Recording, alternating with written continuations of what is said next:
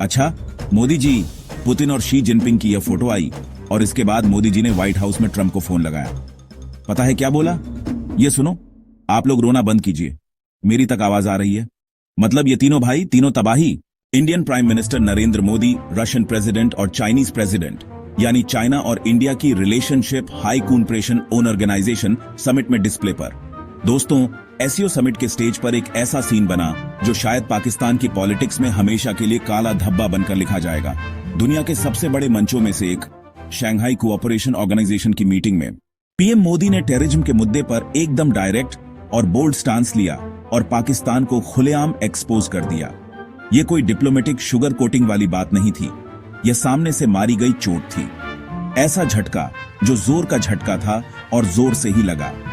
प्रधानमंत्री मोदी ने पूरी दुनिया के सबसे बड़े लीडर्स के बीच पहलगाम हमले का जिक्र किया और साफ कहा कि जिन्होंने भी उस हमले के दौरान भारत का साथ दिया, उन सभी देशों का आभार रहेगा।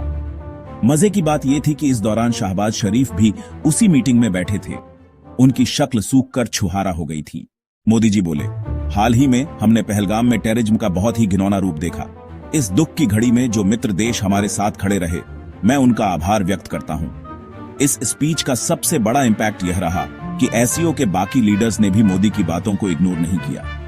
आमतौर पर होता यह है कि ऐसे मंचों पर leaders politically correct language use करते हैं, लेकिन यहां एक रेयर अलाइनमेंट दिखा जहां मल्टीपल देश इंडिया के स्टैंड के साथ खड़े हो गए। रूस हो या सेंट्रल एशियन कंट्रीज, सबने माना कि टेररिज्म रियल चैलेंज है और अगर डबल स्टैंडर्ड्स चलेंगे तो प्रॉब्लम कभी खत्म नहीं होगी। पाकिस्तान के पास न तो कोई वैलिड काउंटर था और न ही सपोर्ट मिला। इमेजिन करो, शाहबाज शरीफ के लिए कितना ऑकवर्ड मोमेंट रहा होगा जब मोदी जी के बोलने के बाद हॉल में बस एक्सेप्टेंस वाली वाइब रही होगी, है कि नहीं? बेइज्जती गजब की थी, लेकिन ये अकेली बेइज्जती नहीं थी भाई, अभी तो पाकिस्तान को और जलील होना था। एक वीडियो वायरल हुई जिसमें प्रधानमंत्री मोदी पुतिन से बात करते हुए आगे बढ़ रहे थे और दूर खड़े शाहबाज शरीफ हसरत भरी निगाहों से देख रहे थे कि काश मोदी की जगह मैं पुतिन से बात कर रहा होता।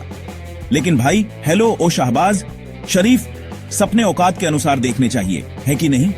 भला जिसके घर आटा खरीदने के पैसे नहीं होते, वो रेस्टोरेंट में जाकर 7 कोर्स मील थोड़ी ना खरीद कर खाता है, बताओ। लेकिन दोस्तों, अगर आपको लगता है कि एससीओ में सबसे ज्यादा बेइज्जती पाकिस्तान के प्रधानमंत्री शाहबाज शरीफ की हुई, तो यह गलत है। असली बेइज्जती 10,000 किलोमीटर दूर बैठे ट्रंप चाचा की हो गई, क्योंकि दुनिया के 3 शक्तिशाली देश रूस, चीन और भारत एक ही मंच पर गले मिल रहे थे, जबकि ट्रंप चाचा अपनी डिप्लोमेटिक ब्लंडर्स की वजह से कई देशों को अमेरिका के खिलाफ कर बैठे हैं। तो दोस्तों, एससीओ यानी वह मंच जहां रूस, चीन, सेंट्रल एशियन मुल्क और अब भारत जैसे बड़े प्लेयर्स एक साथ बैठकर जियोपॉलिटिक्स के रूल्स लिख रहे हैं। इसी वजह से अमेरिका की टेंशन भी नेचुरली बढ़ रही है।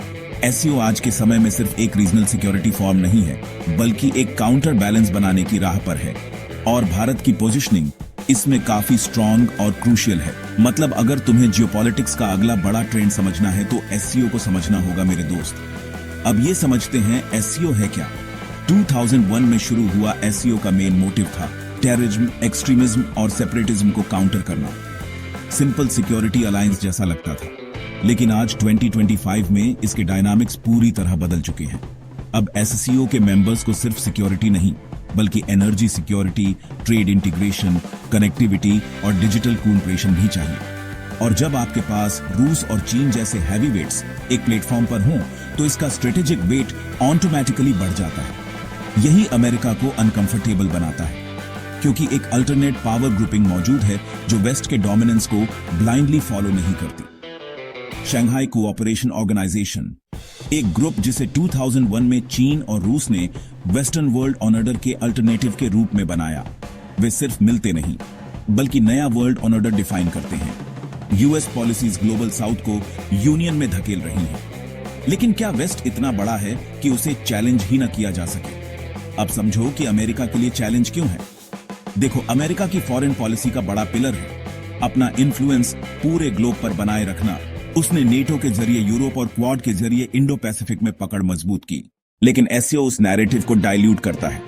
एससीओ में चीन और रूस खुलकर मल्टीपोलर वर्ल्ड का विजन पुश करते हैं, यानी एक ऐसा ग्लोबल ऑर्डर जहां वेस्ट की मोनोपोली नहीं चलेगी। यह नेचुरली अमेरिका के इंटरेस्ट के खिलाफ है, और जब भारत साउथ एशिया की सबसे बड़ी डेमोक्रेसी भी एससीओ में बैठता है तो सिग्नल और भी लाउड हो जाता है कि दुनिया मल्टीपोलर हो रही है।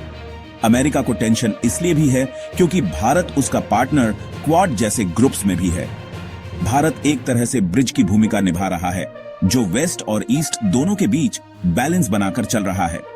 लेकिन भारत की एंट्री क्यों है एससीओ में? सिंपल कारण, भारत एससीओ का हिस्सा है, ब्रिक्स का हिस्सा है और साथ ही क्वाड का भी हिस्सा है। भारत की मल्टी अलाइनमेंट पॉलिसी की वजह से एससीओ की क्रेडिबिलिटी बढ़ती है। अगर सिर्फ चीन और रूस होते तो अमेरिका इसे आसानी से एंटी वेस्ट ब्लॉक घोषित कर देता, लेकिन भारत की मौजूदगी इसे बैलेंस्ड और इंक्लूसिव बनाती है। यही कारण है कि वेस्ट भी भारत को इग्नोर नहीं कर सकता। भारत की अपनी स्ट्रेटेजिक सोच भी क्लियर है। भारत चाहता है कि एससीओ प्लेटफॉर्म से वो अपने रीजनल कंसर्न्स रेज करे, जैसे cross border terrorism, central Asia से कनेक्टिविटी और एनर्जी कूनप्रेशन। साथ ही यह भी दिखाए कि वह किसी एक कैंप में फंसा हुआ नहीं है। इंटरेस्टिंग एंगल यह है कि एससीओ धीरे धीरे एक अल्टरनेट सिक्योरिटी और इकोनॉमिक फ्रेमवर्क बना रहा है। लेकिन क्या यह नेटो जैसा पावरफुल बन सकता है?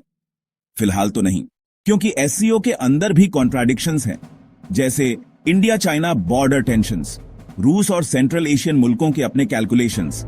लेकिन फिर भी यह बड़ा सिग्नल है कि अगर एससीओ ने अपने इकोनॉमिक और डिजिटल कूनप्रेशन को और स्ट्रॉन्ग किया तो यह अमेरिका लेड ग्लोबल ऑर्डर के लिए बड़ा चैलेंज बन जाएगा। और अमेरिका वाले यह बात समझ भी रहे हैं। कल ही अमेरिका के बड़े मीडिया हाउसेस CNN और न्यूज ने एससीओ को कवर किया और बताया कि रूस, चीन और भारत इस तरह से मिल रहे हैं। तब खुद अमेरिकन ही लिख रहे थे कि इसी डोनाल्डवा की वजह से अमेरिका पिछड़ रहा है। बताओ, अब ट्रंप चाचा अमेरिका को ग्रेट बनाने निकले थे, लेकिन इग्नोर करवा के लौट गए। इस मीटिंग के चर्चे अमेरिका में बहुत हो रहे हैं। इतना इंटरेस्ट तो अमेरिका वालों को तब भी नहीं होता था जब अमेरिका खुद पार्टिसिपेट करता था।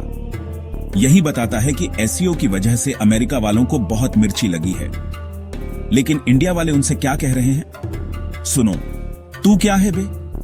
अब सवाल है, क्या चाचा डोनाल्ड ये मीटिंग देखकर बौखला जाएंगे? क्या तीनों भाई तीनों तबाही की फोटो देखकर तिलमिला जाएंगे?